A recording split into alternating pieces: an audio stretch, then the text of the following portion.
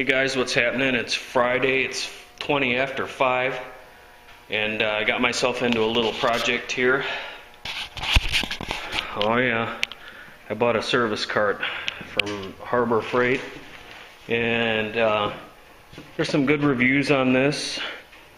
It's got 5 drawers on it, and gas shocks on the lid. It's pretty sturdy, 14 gauge steel, for $200.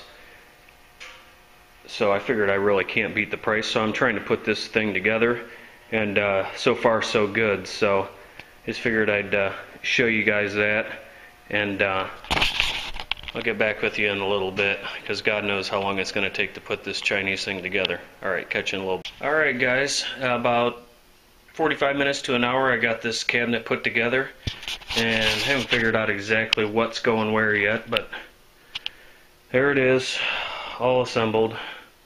In the top drawer, because of space requirements, the mud hog has to go on the top this tray because it won't fit anywhere else, but I decided sandpaper is going in the top for now.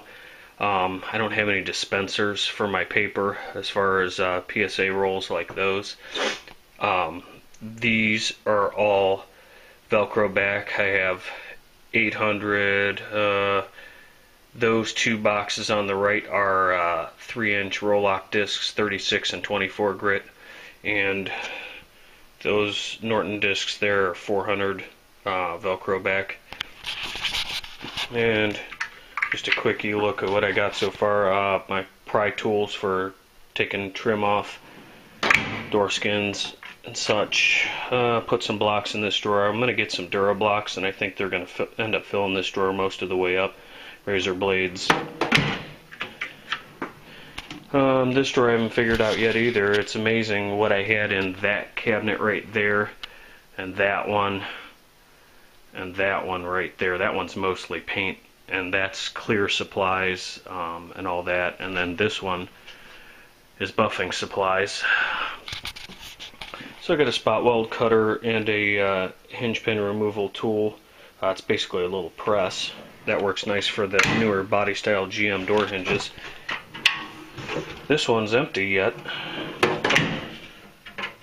And then this one I put the DAs, my board file that I don't know how much I'm going to be using now that I have that, and interface pads and DA stuff in this one.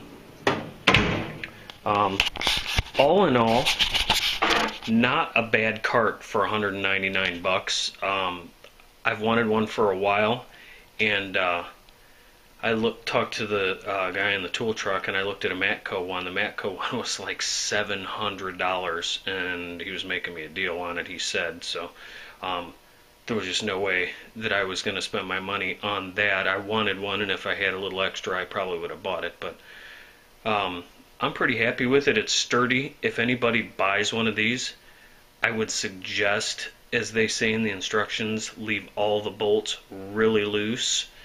And this is a good project to do with a buddy, or have an extra set of hands. I did it by myself, but what would really have been nice is to have 2 sets of hands, so I didn't have to keep flipping stuff upside down and twisting it around just so I could get my hand under it to hold the bolt, because it's held together with carriage bolts, so it's like a rivet type head. And then whiz nuts on the inside, or whatever I call them, whiz nuts. They're serrated on the back side.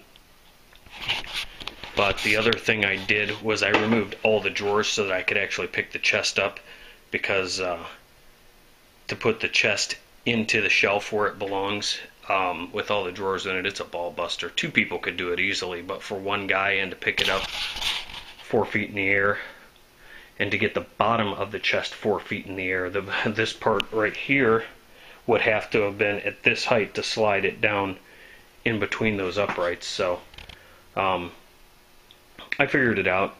The one thing I did notice, and I might have to do some tweaking on it, is that it's a little wobbly. Like the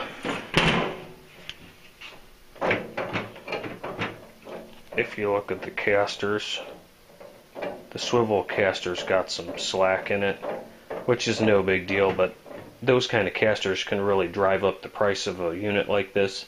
It's rated for 700 and some pounds. Those will be just fine. I mean, I'm not going to sit on the damn thing or put a transmission on top of it or anything like that. It's got bodywork stuff in it, so it'll serve the purpose just fine for what I bought it for. You guys can bust my balls all you want about buying, China freight stuff. So far, this is one of the best things I think I've ever bought there. Certain air tools I buy there, like die grinders and stuff like that, never had a problem with them. But I usually go online and read the reviews first to see what people say about it. I was going to get the black one, but what I like about this one, first of all, the drawers are deeper. I mean, you can see the depth of this drawer. Oop, I gotta raise the lid. Drawers stay locked, the lid's closed. And they've got a little finger latch underneath it, you can see on the side, that keeps them closed. But I mean, that's a good 4 inches deep, I would say. And the same thing with the bottom drawer. It's every bit of 4 inches deep, and then this is probably a 3-inch drawer, and then these two are 2-inch drawers. Now the black one, the drawers are shallower, and the whole reason I wanted this cart was the depth of the drawers were deeper, and it was a little bit heavier gauge steel, 14 gauge steel as compared to, I don't know, maybe 18 on the other one. And this one has the gas shocks on the top, which who knows how long they'll last, but it is what it is. Some things I've noticed, this little divider here that the gas shock bolts to, it doesn't hook in the back. It just floats into thin air back there. It's not hooked to this back, so it's a little flimsy. But all in all, for what it is, it's not a bad cart as far as I'm concerned. Time will tell. We'll see what happens. We'll see how long the gas shocks last on it. That was #1 on my wish list for one of these carts, and they'll probably take a crap, before anything else happens to it. So, hope you enjoyed. There's no way I would have filmed me putting this thing together, because you guys would have been bored out of your damn minds. I mean, it was stupid putting it together. It's pretty easy. Just follow the instructions. So, I got that today. And I showed you I got those tools today, the trim removal tools. The brand name ones are usually about 30 bucks. But those, we'll see how those do. If I bust them, then oh well. And I also bought a glue dent puller, and I don't know if anybody used them, but for 10 or 12 bucks, I'm going to give it a shot. I mean, hell, it came with a glue gun. Damn glue gun's got to be worth 10 bucks. So, I'm going to give that a shot later on, so maybe I'll tap that onto this video or make another one. So hope you guys are having a good evening, and we'll catch you guys on the next one. See ya.